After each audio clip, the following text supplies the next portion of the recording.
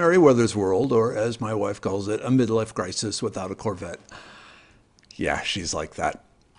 All right, with all the rain we've been having here in Houston, the my mailbox has really been flooded with a bunch of requests to identify mushrooms. Now, identifying mushrooms is a bit more difficult than identifying plants. To put things in perspective, currently on the Earth, they are estimating around 5.1 million different types of fungi. And to put things in perspective, the average mushroom identifying book has maybe 700 of them. So it takes a while to figure things out. And since getting a dozen mushroom pictures a day, I decided let's just teach a man to fish and let's teach you how to identify mushrooms on your own. Before we start, a couple of words about our sponsors. First, and can he do this? Yes, Tough Possum Gear, if you would put up the link. They are a maker of really fine pouches. Evolution decided humans don't need pouches, but Tough Possum Gear fixed that. I use the Tough Possum Gear pouches when I go camping a lot.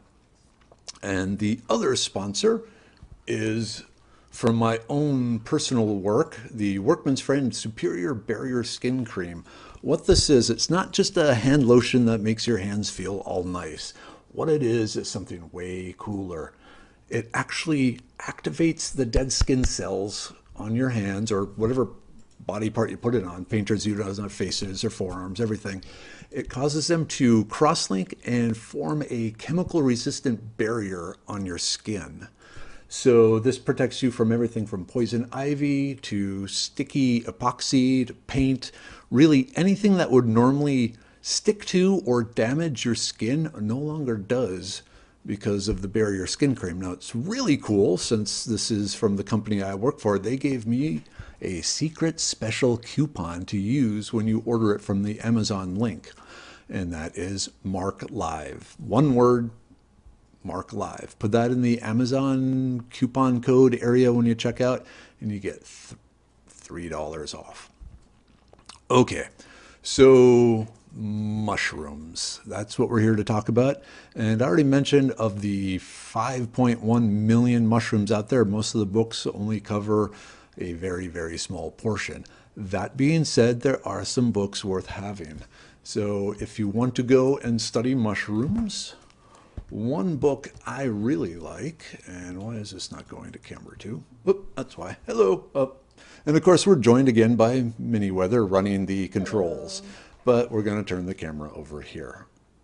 Okay, so first book I really recommend is 100 Edible Mushrooms by Michael Coe. The reason I recommend this book is he actually starts you out in the grocery store and you get assorted mushrooms, you know, oysters. We got some oysters here and some others. And he walks you through the dissection of the mushrooms to teach you the terms. You know, when they're talking about what a particular part of the mushroom is, you can see it live in your hand. So it's really, really handy for learning the terms and training your eye to see the specific parts of the mushroom. Of course, a lot of you are in Texas, so the Texas Mushrooms, a Field Guide, another really good book. This doesn't cover quite as many mushrooms as I would hope, but one thing it does do is covers a lot of the edible ones and helps you with that. Some other books. Let me just go back up here. Whoops, why is that not doing that? I've normally used the Falcon Guide to North American Mushrooms. This is a key guide, which means you work through the different characteristics of the mushroom, kind of like a pick your path adventure book, except with fungi. And in the end, you end up with a pretty good idea of what your mushroom is. Recently, after seeing a friend's copy of the Audubon Guide to Mushrooms, I've switched over to that, but this is still good. Okay, but enough about the books, and I believe Merriwether is putting the links up. Oh, a few other sources. There's a really good Facebook site, the Texas Mushroom Identification Group. I recommend you join that. especially after watching this video, so that you know what sort of pictures to post to get help identifying your mushrooms.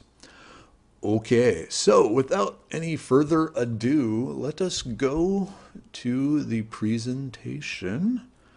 And let me just play around here. All right, so tonight's presentation, Identifying Mushrooms, Toadstools edition. Because there are so many different types of mushrooms, we figured I'd focus on the toadstools. Now, someday I will die and I will face St. Peter and he will ask me, why should I let you into heaven? And the answer is quite simple. Two reasons. One, I have accepted Jesus as my Savior. And two, I've prevented lots and lots and lots of people from killing themselves, even though sometimes the temptation is just to let them do what they want to do. As you can see, I get a lot of, can I eat this? And after about the 500th picture like this, there is a strong desire to say, no, you shouldn't. Let's try and figure out what you have there. As my father likes to say, you don't want to kill your customers. Of course, he sells life insurance, so there's financial benefit for keeping the customers alive. But anyway, so yeah, if you are trying to identify a mushroom or get help identifying a mushroom, and this is the picture you send the person trying to help you identify the mushroom, good chance they won't be able to identify the mushroom. So, like I said, there's a bunch of different types, and I break them down into the toadstools, which is the traditional mushroom, the shelf bracket, which are those things that you see growing off the sides of dead trees that look like big clamshells, the puffballs, which covers a variety of the round mushrooms out there. There's a lot of gooey, jelly, amoeba, blob, gelatinous cube type things that I didn't even bother putting a picture of. And then also the what the hell mushrooms, where it's not just a glob of jelly, it's some sort of weird alien shape sort of thing. But like I said, tonight we are going to focus on what you need to look at to identify a toadstool. Over the years, I've realized not only do people not really know how to look at plants, but they really, really don't know how to look at mushrooms. So I'm putting this out there as just to help you, help us that you're coming to identify mushrooms. Did that make sense?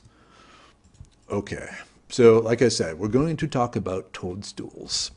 And this is your basic toadstool. What sort of information does a mushroom person need to identify what this is? And okay, there are basically three different things that we need to know. We need to know the ecosystem that the mushroom is in. Remember, most mushrooms live in symbiosis with some other plant or something. And so knowing what ecosystem the item was found, that goes a long ways towards helping us narrow down what it might be.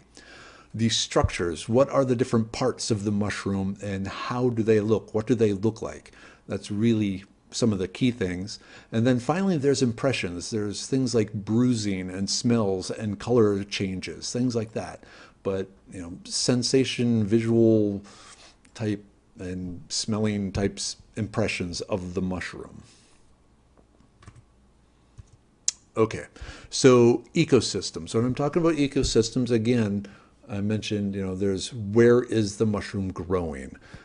Is it growing in the woods? Is it growing in yards? Is it growing on dead wood? Is it growing in horse, poop? Is it growing in your, potted plant? These sort of things are important to know to help narrow down, what type of mushroom it be, or if we already figured that part out, what sort of species it is. But especially, what is the media on which it's growing? Again, this goes back to a lot of fungi are symbiotes and they need particular things around them to grow. And things crashed. Is anyone out there? All right, I'm going to keep going here. Merriwether, is there anyone showing up? Can you ask if the thing crashed or not? All right, so we are looking like it crashed. They say you're here. I'm here. Oh, good. I'm here. It was just the tab that crashed. Okay. I like being here. This is one of my favorite places to be. I am having problems, though, seeing questions. So we'll try and work this through. I apologize for the technical difficulties we are having, but I can't afford better equipment. Not that that's a hint or anything. Okay, so identifying tools. So like I said, so, when you are posting on the Foraging Texas website asking for help identifying the mushroom, or any of the Facebook identification Facebook pages, one of the first things is, where did you find it? What is the mushroom growing on? Makes sense? All right, moving on. Now let's talk about the structures you need to look at. I want to thank Merriwether for this picture. She was the artist for tonight's presentation. But going with, what are the different parts of the mushroom you need to look at to figure out what you have? You need to look at the cap, which is, the top part. You need to look at the gills, which are the underside of the cap. You need to look at the spores, which are the eggs that fall from the gills, especially what color are the spore. You need to look at the stem, or if you want to be scientific about it, you want to call it the stipe, but that's the stem of the mushroom. You want to look at the base. Is it swollen? Is it bulbous? Is it narrow? I'm not going to show you my base. That would be unpleasant. And then finally, at the very bottom, a lot of times there may or may not be what looks like a sac, and that is the vulva. That is a sac that the mushroom, or the egg that the mushroom originally bursts from, and whether that vulva is present or not. And so I want to go through each one of these a little bit more to help you understand. Okay, first, the cap. Caps come in a lot of shapes and styles. Whoops. Okay, so these are the sort of caps that one would see, and I apologize for the technical terms, but they are necessary if you are trying to properly identify a mushroom, especially using any sort of guide. There's a mushroom app I forgot to mention called Rogers Mushrooms. If you can post the link to Rogers Mushrooms, please. But one of the things is they want to know what color is the cap. Or, sorry, the shape of the cap. Color comes second. What color is the cap? Is it white? Is it pink? Is it orange? Is it blue? Is it red? Is it a mixture of colors? Do I have, whoops.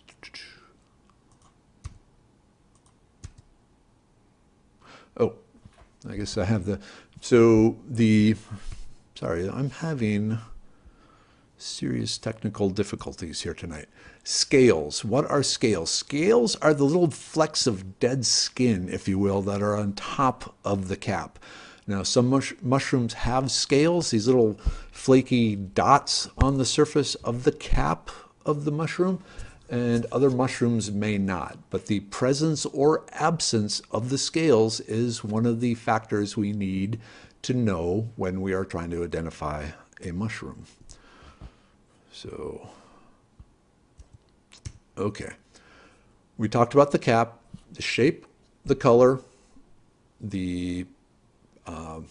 are the scales present? Those are the main things there. Now let's talk about gills, because the gills, the underside of the mushroom, tell us a lot about it. And I'm just going to bring this over here. Okay. So the gills of the mushroom, like I said, they're the parts underneath, and there is a variety of types. There's the true, the false, the tooth, the polypore are all different shapes of gills, and we'll talk about each one individually. But also the color of the gill and where the gill ends on the mushroom, and that'll be made more clear in a little bit here. So let's talk about gills, going first to, is the gill a true gill or a false gill? And this is very important, especially with some of the really edible and not edible mushroom mimics. So what a true gill is, if you look at the top picture, the gill tissue, this is a sliced in half side view of the mushroom, where the white part, we're looking at the top picture there. Let's say the brown part are the gills, and then the white part are the cap. So on true gills, the gills themselves are a separate structure that can be separated from the cap itself. And to help with that, they're usually a different color, but not always. But the key thing is if you grab the gills and peeled, they would peel right away from the cap, leaving the cap alone. That's a true gill. Now, a false gill is where the gill is just a continuation of the cap material. So there isn't a separate layer. If you grab the gill and pull, you're just going to tear it randomly from the cap. It's not going to come cleanly away, leaving a strip. So the false gills are just a continuation of the cap. It's the same tissue, whereas the true gills, they're a completely separate tissue with an actual dividing line, and you can separate the two. So a lot of times when someone asks me to identify a mushroom, I will ask them, does it have a true gill or a false gill? And then I have to go through and explain it, which is what I'm doing here tonight. Okay, so that's one sort of gills. Well, two sort of gills, actually.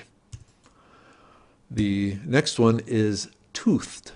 Instead of lines, they have lots and lots and lots of little tubes coming down from the cap, as you can see in this picture.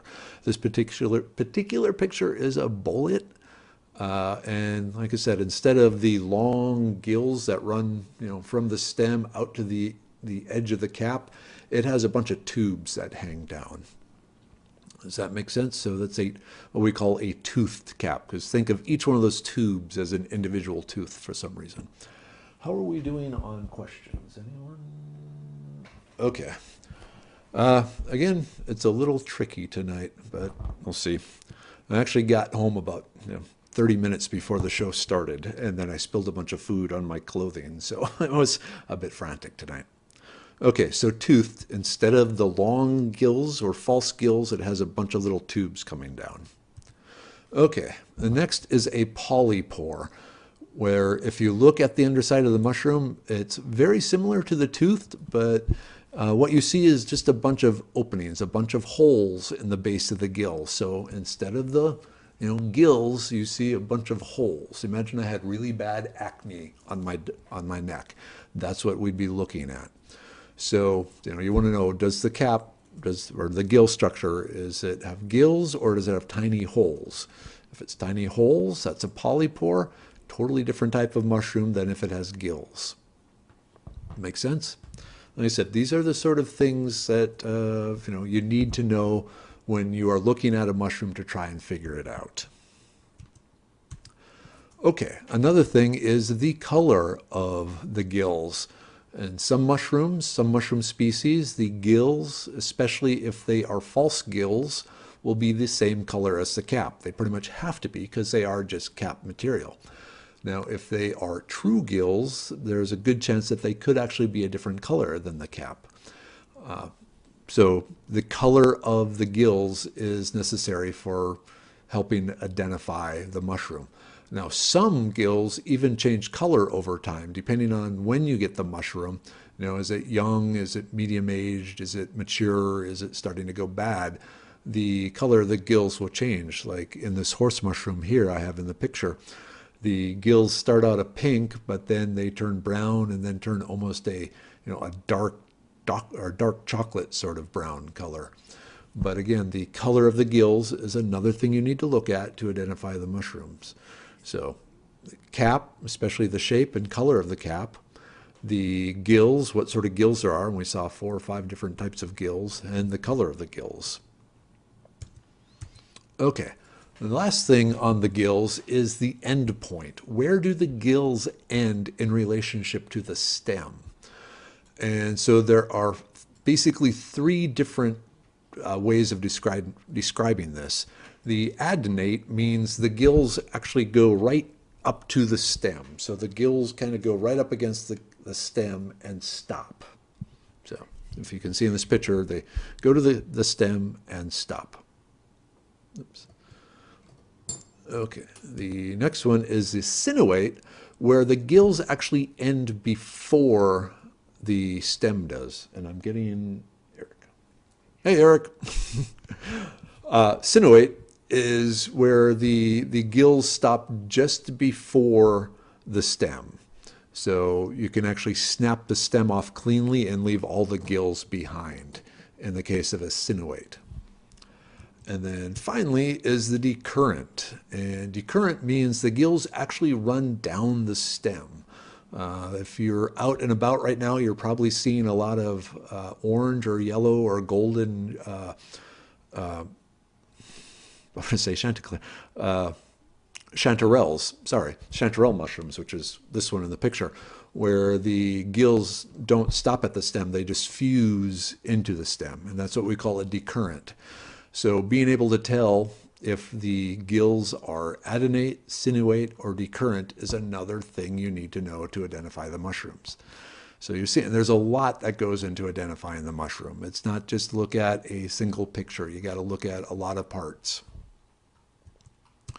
Okay, I mentioned the spores. These are the things that drop from the mushrooms. Now, mushrooms are kind of interesting because they're not plants and they're not animals. They're kind of a weird mix of both.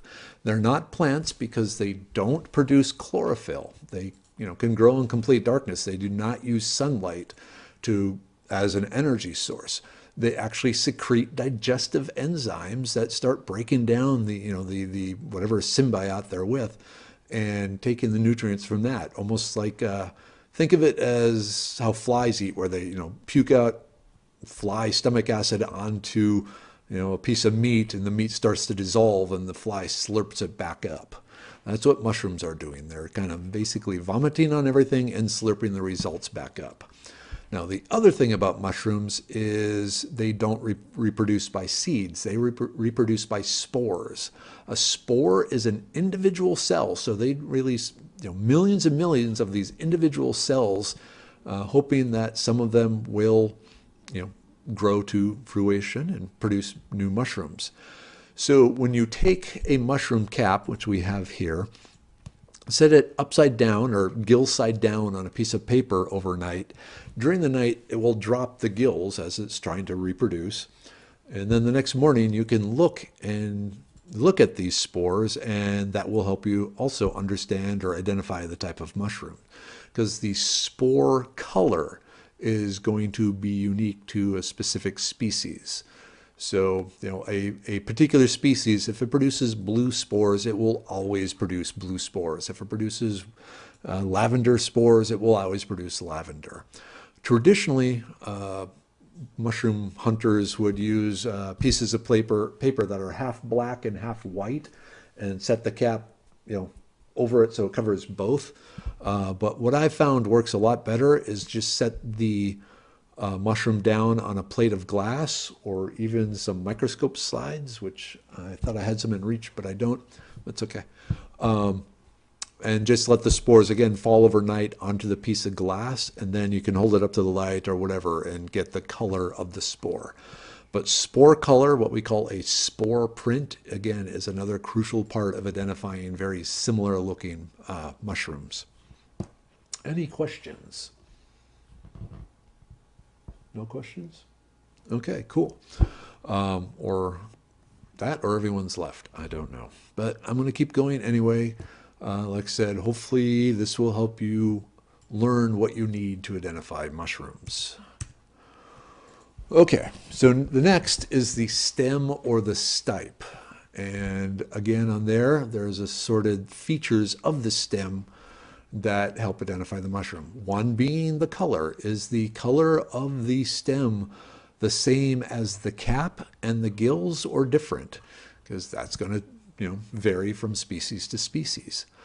The next is what's called a veil. And if you look at the rightmost picture, there's this collar on the stem. That is called a veil, and that is from the shroud that held the mushroom head. There's like a mushroom head that opens up, and the shroud kind of falls away and wraps around the stem.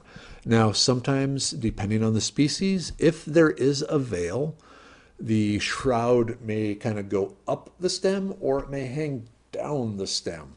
But up or down is, again, a key feature because it will depend on the species. So, people will ask, the veil, was there a veil present? Did it hang up? Did it hang down? Like I said, there's a lot you need to look at to identify mushrooms. Then the final thing on the stem, is there any sort of pattern or textures? Is the stem scaly like in the picture? Is there kind of a spidery web form on it? Is it completely smooth? Is it bumpy? What are the patterns and textures on the stem? Because again, that is a feature we need to know to identify the mushroom. And then we get down to the base of the mushroom, at the base of the stem. Is there a bulb at the end? Does the mushroom end in a single bulb? Or do you have a bunch of mushrooms kind of fused where their stems come together and grow out? Kind of hard to see in the right-hand picture, but do you have multiple stems coming from a single growth? Again, these are features we need to know to identify the mushroom. And then finally, I mentioned at the very beginning, the vulva. That is basically the egg sac around that the mushroom initially comes out of. And is there a vulva present or is there no vulva present? Again, those things are needed to identify the mushroom. So that's what you need to look at to identify the toadstool type mushrooms. Again, just to go over it again, the cap, what shape is the cap? What color is the cap? Are there scales present on the cap? The gills, are they true gills? Are they false gills? Are they toothed? Are they polypores? What color are the gills? Where do the gills end in relationship to the stem? And then we go to the spores. What color are these spores in particular? The main thing with spores is the color. For very fine tuning, you can look at the spores under the microscope and look at the actual shape of the spores, because mushrooms will have different shapes depending on their species. Then you look at the stem. Is there a veil present? Is there not a veil? Is the veil hang up? Does the veil hang down? Hang up, hang down. Is there a texture or a color to the stem? What does it look like compared to the cap? You can even go in, how long is the stem compared to the diameter of the cap? All these things are information to help fine tune the species of the mushroom. And then the base is, the mushrooms, do they just grow individually and maybe have a bulb at the base or not have a bulb at the base? Or do you have a bunch of mushrooms growing from a single base? Again, key characteristic. And finally, the vulva. Is there a visible egg sac that the mushroom came out of? Some mushrooms have them, some don't. And the species, it's species dependent. So you with me so far? Okay, final thing is what I mentioned, the impressions. So not so much a physical structure as more as a sensation from the mushroom. In particular, the main things are the smell. Does the mushroom have a pleasant smell? Does it smell like mushrooms? Does it smell like apricots? Does it smell like licorice? Does it smell like cyanide? Little things like that. The smell is important. Just to go a little more, a lot of the older mushroom identifying books actually recommend tasting bits of the mushroom. I'm not going to do that. So, you can follow the book, but I personally do not recommend tasting unknown mushrooms. And another thing is the bruising. Whoops. Oh, okay. Yeah. So impressions, smell. Mushroomy, fruity, bad. What sort of smells are coming from the mushroom? Sometimes you might want to cut it open a little to help release some of the odors, but a lot of times you can just put your nose by it and smell and get a good idea. Okay, then bruising. Bruising is interesting because a lot of mushrooms, parts of the mushroom will undergo a color change when it's touched. So especially boleates and like the yellow one, it is a boleate of some sort. I didn't have time to go through and identify it all, but it bruises blue. If you touch the pore structure, they will turn a dark blue really, really fast. And then next to it, the right, is a milk indigo mushroom, Lacteus indigo. And again, it bruises blue if you touch the gills. So is there a color change when you touch it? Another common thing, some of the horse mushrooms, they will turn yellow. They are normally white, but if you run your finger across it, especially along the edge, they will turn yellow. So what color does the mushroom change, if any, when you bruise it? Okay, let us go back to me. So that was a quote-unquote brief introduction. So at this point, since I've been neglecting my sponsors, let us go. Let me just do one thing here and get a word from my sponsor, if we will, please. And give me a second. This is not as easy as it looks. Word. All right. Oops. Word. All right, I'll just close you. Okay, so yeah, Tough Possum gear, independently owned, independently operated, independently sewn. All this stuff is made here in the United States. And what's great about Jay, if you contact him, if you go to his webpage or otherwise reach out to him, a lot of times he can squeeze in some custom pouches. Yes, Tough Possum gear. Right now, he is making me a compression sack for a whoopee. Eric out there and some of the other military people might know what a whoopee is. I'm going to get a sack that can crush it down. I'm pretty excited about that. Okay, at this point, let's see. All right, we talked about toadstools, and due to technical difficulties, I wasn't able to get questions. So let me see. Do we have a question? Okay, so we got some questions here. Chanterelle mushrooms, they have false gills and they are decurrent. So remember, the gill tissue is just a continuation of the cap. If you can send a link, if I have chanterelles on the Foraging Texas page. Yes. What other questions do we have? Ooh, nutritional value of mushrooms. Lots of minerals, lots of other beneficial compounds, and some calories and some protein. The main thing is minerals, but they are actually a really healthy part of the diet.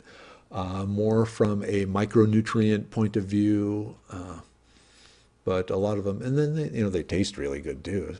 But a lot of the key things are minerals and then some carbohydrates. The structures, it's not like starch or sugar. It's a little more complex carbohydrates, but they're there. Other questions? Let's see. Okay, what does cyanide smell like? Yes, almonds or a kind of a cherry sort of smell. Those of you who have taken my class where laurel cherry is present, they've all had the pleasure of smelling cyanide. But basically, almost think like a insecticide, pesticide sort of smell. It's a very pungent, sharp sort of smell. I'm going to try something here. Okay, can you read me another question? Do non-gilled drop spore prints? Yes, non-gilled, yes. So how do I answer this? The only ones that don't are the puffballs.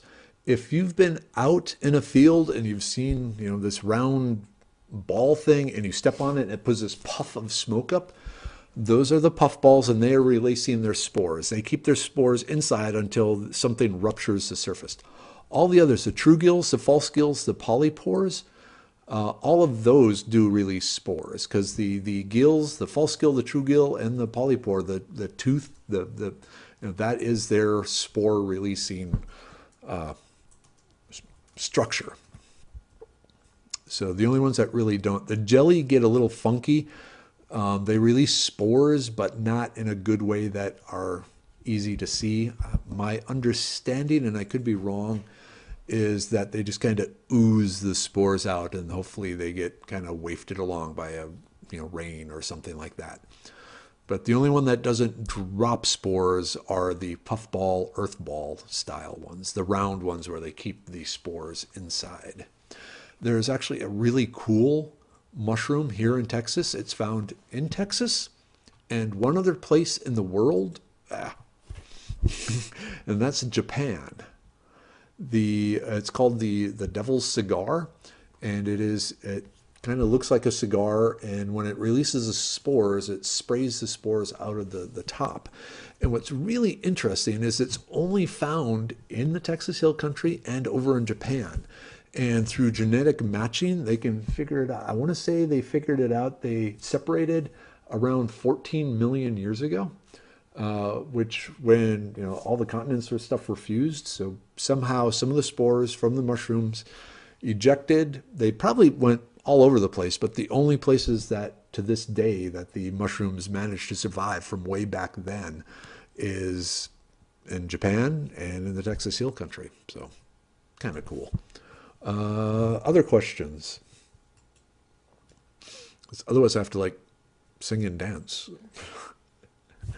No questions? Oh, can you read it? How to identify the edible boletes from the inedible boletes. Okay, edible boletes versus inedible boletes.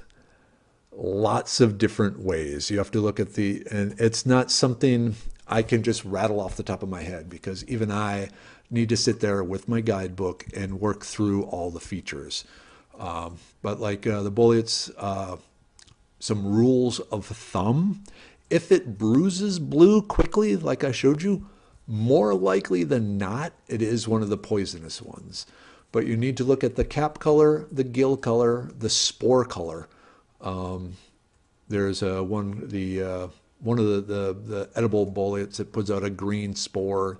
Some of the non-edible put out different spores. But so cap color, cap size, the surface of the cap. Some will have a fuzzy top, some will be smooth, depending on the species. So you need that to identify the bolete. But the color of the gills, or the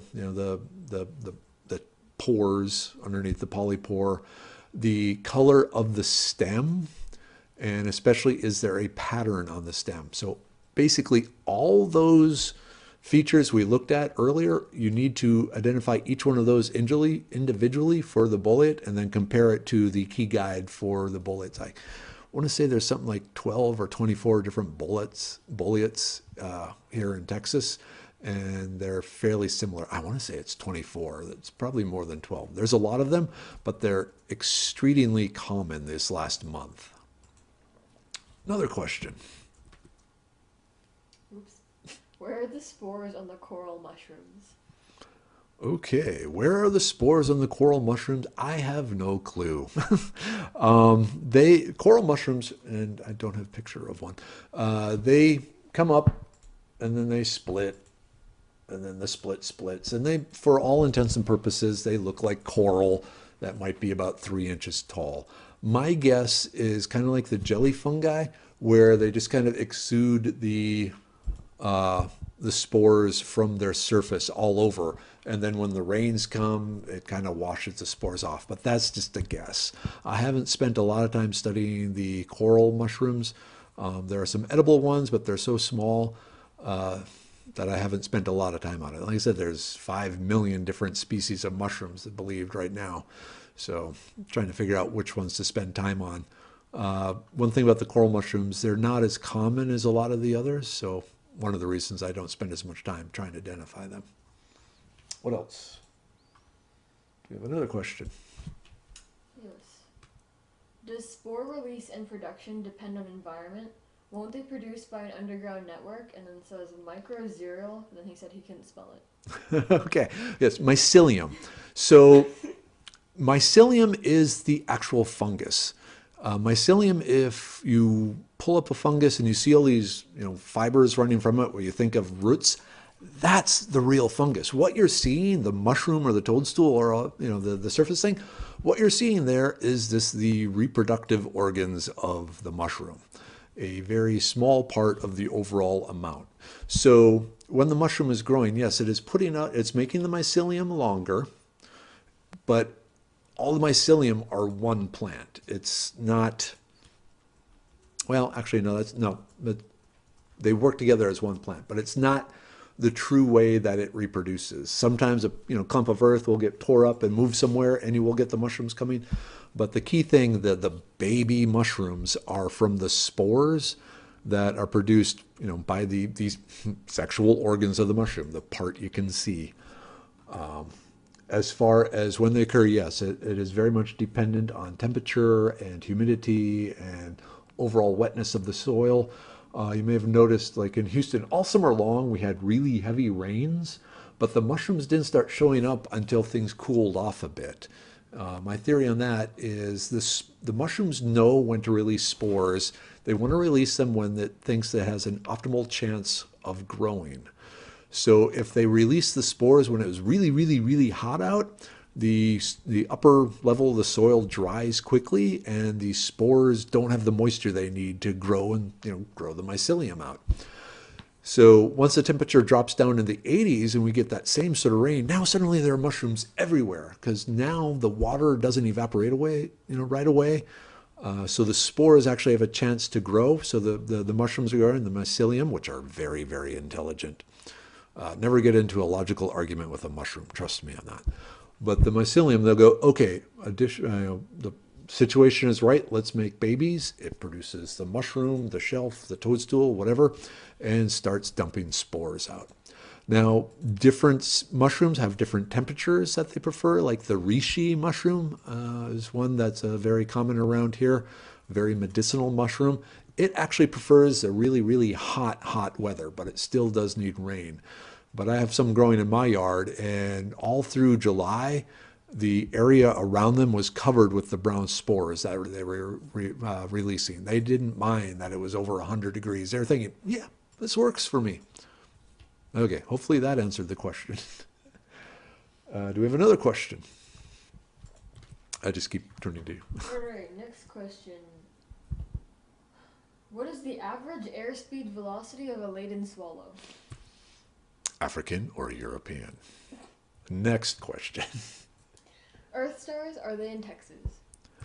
Earth stars, yes. Put a link to the puffball website, foraging text. So earth balls, they look like puffballs for all intents and purposes. And Merriwether is posting a link so you can go later on and look at the Facebook page.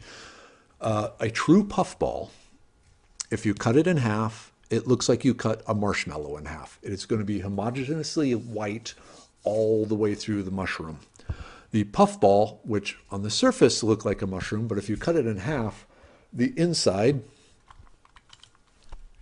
looks dark. Isn't this clever of me? So if you cut the puffball in half, it'll have a white outer ring, and then the interior will be black. When they open up, they actually have two sort of sheaths. The outer skin opens up and forms a star structure around the base of the puffball. Then you still have the puffball, which is producing the spores. That's what an earth ball is and how to tell them apart roughly from a puffball. But yes, there are a lot of earth balls all over Texas. I see a lot of them, especially up in the hill country. I saw some when I was out in Big Bend back in the spring. There aren't any earth balls. So if you cut a puffball in half and it has this is really confusing. It has a dark interior, that is an earth ball. Don't eat it. It could also be a puffball that is starting to produce spores. If the mushroom, when you cut it in half, does not look like a homogeneous mushroom cut in half, it is not a puffball. Do we have another question? No. As far as right now, no. Okay, wait. We have one. Oh, good. Boletus liridalis is edible, right? They stain blue. Whoops. Yes, that one is, and it is one of the few edible blue staining ones. I've had a lot of people come up to me and say, this bolete stained blue so I can eat it. No, there are a number of ones, and I can't give you the names of any off the top of my head, but there are a number of blue staining ones that are not edible. So that's why you have to look at all the structures, the cap color, the gill color, the the pores, the stem, the pattern on the stem, the color of the stem, all these things. You can't just look at one or two sort of features and say, this is X mushroom. Now, eventually, once you get good at it, you will find there are a number of mushrooms that you can do with that. There are some very, very distinctive mushrooms. A lot of those I have listed on the Foraging Texas website. There is a mushroom section. If you scroll down on the left-hand side, you can bring, oh, you know what? I can, ha! Yeah. So if you scroll down, and there is the phone with some, probably something. All right, where was I going? Oh, just, I hope you can't hear that. It's probably, so like we have, so we have chanterelles, very, very distinctive. The only thing with chanterelles, if you have to make sure you don't have the jack-o'-lanterns. But if you go down to the M section, you know, there's assorted mushrooms. The herciums, these are very, very distinctive. They look like the hostess snowballs growing on the side of the tree, or they just look kind of like a frozen waterfall for those of you missing the north and remember seeing frozen waterfalls. So the mushrooms that I have over on the Foraging Texas website are ones that are extremely easy to tell from dangerous mimics, or there are no dangerous mimics. Last thing I want to do is send someone to the hospital or the morgue. So I try and, you know, make sure you know what you're eating there. Okay, another question. Anything? Oh, good. All right, we got dangerous shrooms, mechanism of action that causes death. Okay. Ooh, that's a great question. Let me bring this. Falcon Guide, they actually have a section, as there are a number of different toxins that the mushrooms can produce, and it depends on the type of mushroom. Okay, so if you can see that, toxins produced by mushrooms. So what are the toxins? There are, oops, I can't see. There are basically, what is there, 5 different types? Let me look here, 5, 6, 7, 8, approximately 8 different chemical ways that the mushrooms will attack you. A lot of them go after the liver, others go after the digestive tract, some go after the brain. It really depends on the species. So I recommend there is, well, if you really want to learn more about the mushroom toxicity, and I'm kind of afraid to ask why, but the Falcon Guide has a good coverage of all that and the chemistry involved in that. On the other end of the spectrum, I think you should look at the medicinal properties of the mushrooms. The Mycomedicinals by Paul Stamets. Paul Stamets is one of the key mushroom guys in the world. And he goes through, and this book covers a lot of the key scientific findings about the medicinal properties of a lot of different types of mushrooms. So very, very handy book, especially if you want to start making your own mushroom teas and tinctures for your brain, your liver, anti-cancer, all this sort of thing. It's a really fascinating read. And again, you don't have to be a chemist, you don't have to be a scientist to read this. It's quite good for the layman. And you can get it from Amazon. I believe Merriwether put a link up. So yeah, rather than kill with mushrooms, I prefer you heal with them. Okay, do we have another question? Thank you for your patience and understanding with tonight's broadcast. It's a little scraggly yet. I'm still trying to get my hands on another monitor so I don't have everything packed in. Okay, so how long can you store red dried reishi? Okay, red dried reishi, how long can you store it? If it was cut into thin slices like you were making beef jerky and dried, especially if it's sealed in a vacuum, easily 6 months. You freeze it a year. The drying the mushrooms is a very good way of preserving them. The other, I learned from Hank Shaw and his writings, not personally, but pickling a lot of the mushrooms is a good way of storing the edible ones. Basically, a rule of thumb would be pickle the edible mushrooms and dry the medicinal mushrooms. And if they have both, I would recommend drying. What? Okay. Apparently, my daughter saw a name that freaked her out in I think, a good way.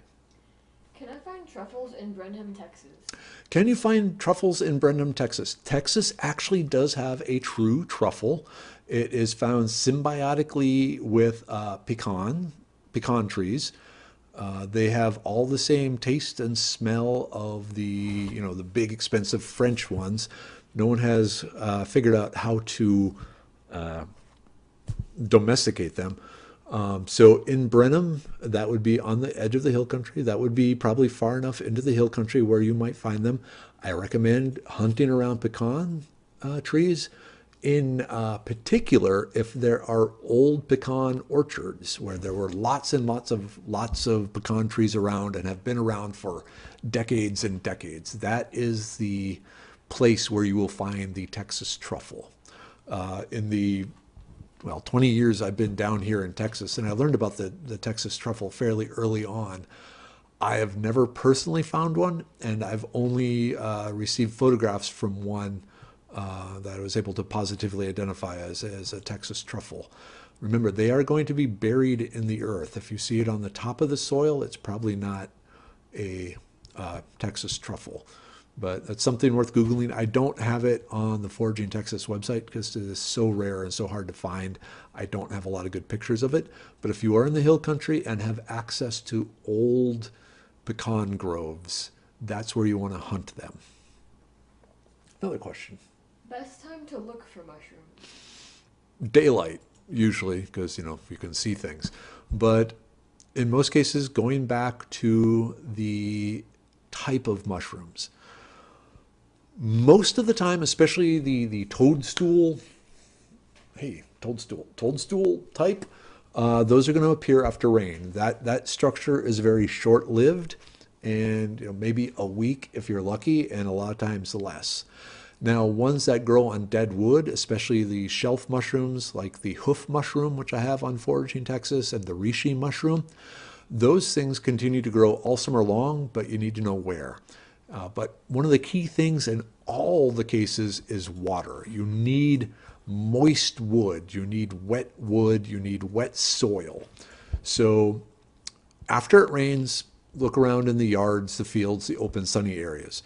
The rest of the time, you really want to look in the shaded areas in woods where it's constantly shaded, where the water can't evaporate. For instance, in the case of chanterelles, one of the key places to look for them right now, first, most of them grow symbiotically with oaks, so you want to look around oaks, but also out in the woods, the deep woods near ravines where water runs off, where water collects. Usually the soil in that area still remains wet a lot of the year. There might be puddles of water around, but in the fall, the wet wood areas. Trees that are, dead fallen trees that are, in muck, in swamp, is another good place. I was out last week on some private land mushroom hunting, and it was all swampy, and there were just tons of mushrooms growing off the trees. But the main thing is, where is there a lot of moisture? Because the mushrooms do need the moisture. Next question. Are the Texas truffles a lavender shade inside? I've had them all over my pines. Lavender shade. Not really. They're kind of mottled. Kind of like this, kind of like my beard. And having them around pines, they wouldn't be around pines. Probably what that is, that might be one of the purple bullets. If you can, send me a picture of one, the cap, the stem, the gills, bisected, spore print if you can. All those things will help figure out what you have there. But if it's around pines, it is not the Texas truffle. Okay. Do we have another question? Oops. Okay. Do oyster mushrooms come in a darker color? I seem to have a dark tan/brown mushrooms that look like oyster mushrooms on my blueberry plant.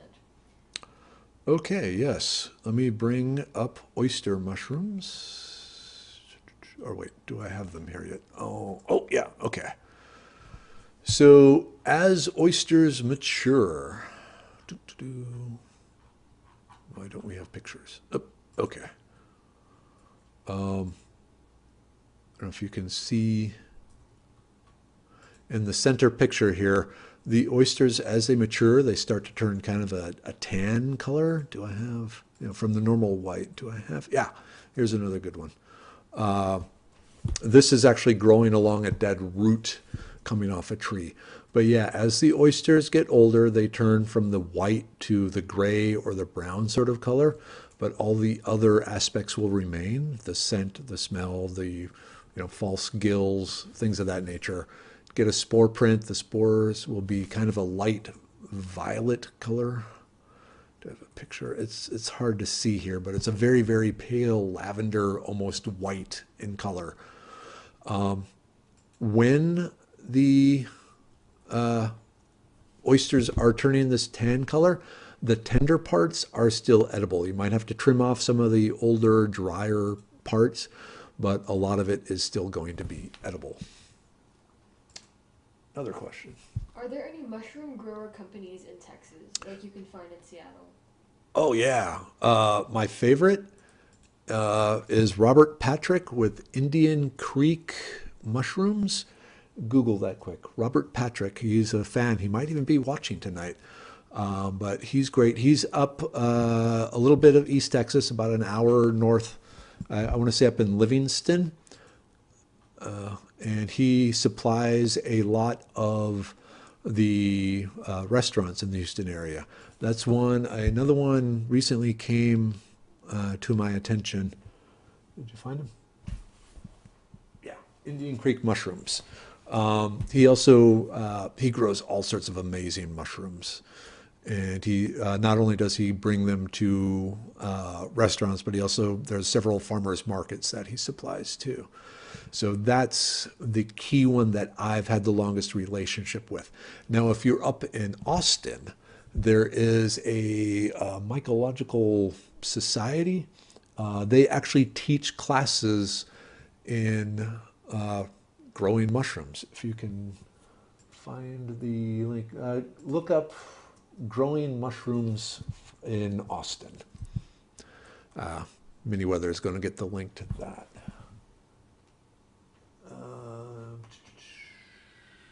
Start with the top link there and see what it.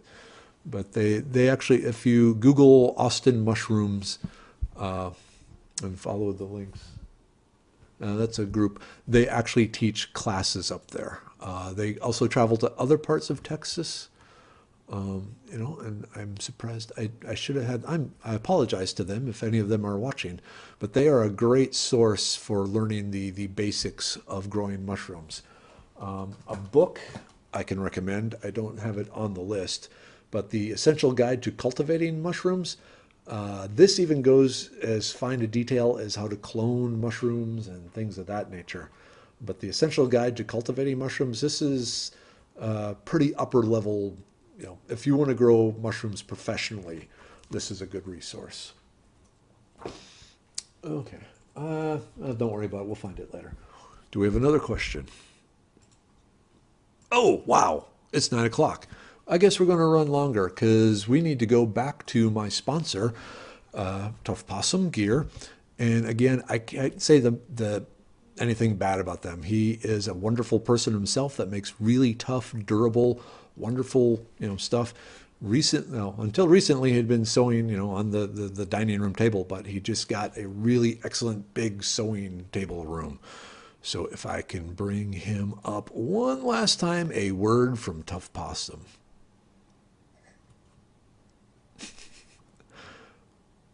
Okay, thank you, Jay. But really, if you feel a lack of marsupialness in your life, definitely go to Tough Possum Gear. And again, the link will be on the Facebook. Wow, 9 o'clock. This went really fast. Again, thank you for your understanding and patience with this. Like I said, the goal with tonight's is to, instead of teach a person to fish, teach a person to identify mushrooms. and what you need to do, what you need to look at, how to look at a mushroom to really identify it. So, wow, I don't even have time for words of wisdom tonight, but that's okay because I really don't have any wisdom to share with you tonight, other than learn skills. All right. At that, I am going to shut off. Unless Merriwether wants to say bye. Bye. Okay. Have a great night, everyone.